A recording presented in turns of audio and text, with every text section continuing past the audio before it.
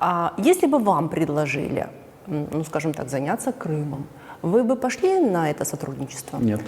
Почему? Нет, потому что, опять же, куда идти, да, что делать? Вот при всех вопросах, при всех проблемах к Порошенко, к прошлой власти, которые там предъявляли, я вот готов согласиться со всеми. Я 95% из них могу оспорить, но окей, если вы там говорите коррупция, барыга, там Роттердам плюс, окей, пусть будет так даже, пусть будет даже так, да, я еще пару своих могу накидать.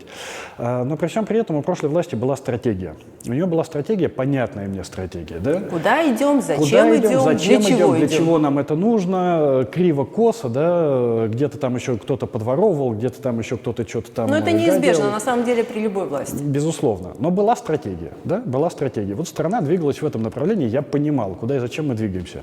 Сейчас я не понимаю, в каком направлении, да, вот это броновское движение, я не понимаю, что там делать, да. Вот был, пожалуйста, вот был Климкин, который понимал, в каком мы направлении идем, попал в это броновское движение, и все мы начали вот с такими глазами наблюдать, как исполнительная власть ругается с министром иностранных дел, да.